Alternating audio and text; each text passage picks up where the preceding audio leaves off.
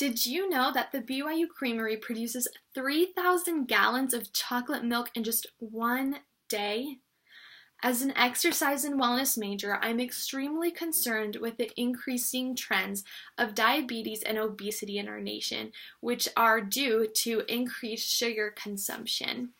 By cutting out sugar from our diet, I really think that we can maintain a healthy body image, have more energy throughout our day, as well as decrease our chances of getting diseases such as obesity and diabetes. The first reason why we should cut sugar from our diet is to maintain an ideal body weight.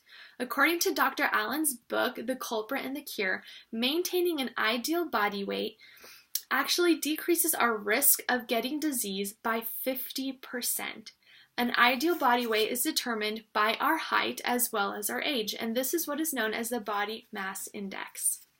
Another good reason for having an ideal body weight is so that we can have a more positive self-image and self-esteem about ourselves, and so that we can have more confidence in our own skin.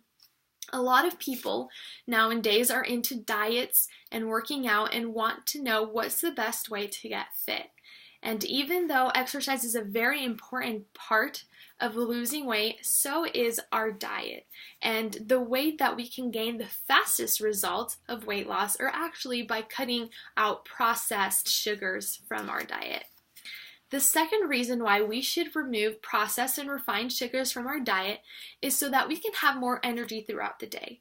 Despite popular belief, a lot of people believe that if they cut out sugar from their diet, that they're not going to have any energy at all throughout the day. But this is actually false. What refined and processed sugars do is they actually give you a spontaneous and momentaneous amount of energy for a short period of time, followed by a very steep crash, in which usually you get very sleepy and have no energy at all. But by replacing our refined and processed sugars with healthier sources such as honey, fruits, peanut butter, and vegetables, that's right, even vegetables have healthy sugars in them, we can actually have a more consistent amount of energy for a longer period of time throughout the day. No crashing. The last reason why we should decrease our sugar consumption is so that we can decrease our chance of getting diseases such as obesity and diabetes. So following obesity trends are diabetes trends, and these have been increasing significantly throughout the past several years. I have some graphics here showing us how these trends have been going throughout the past years. You can see that in 1993, as a nation per state, that we had the population, about 10% of our population per state diagnosed with diabetes in 1993. A little more forward in the year 2000, you can see that 7 years later, this trend has increased, and all the light blue is almost gone except for that one little state right there, Wyoming. Still has relatively low diabetes in the population. However, here as a nation, we're closer to the 15 percentile for diabetes. And zooming in a little even more into the future, closer to our day in 2010, all the blue is completely gone.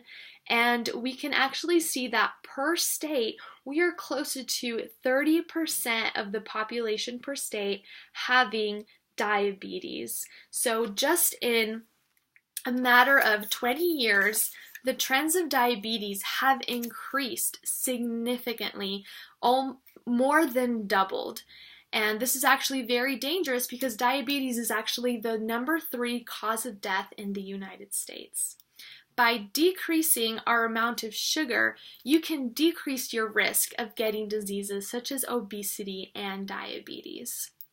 In conclusion, I want to invite all of you who are watching this to please replace your refined and processed sugars, cookies, cakes, chocolates, as good as they are, with healthier sources of sugar and more natural sources of sugar, such as honey, peanut butter, fruits, and vegetables. By doing so, you will maintain an ideal body image, you will have more energy more consistently throughout the day, and You will also be able to decrease your risk of getting diseases that are so life-threatening, such as obesity and diabetes.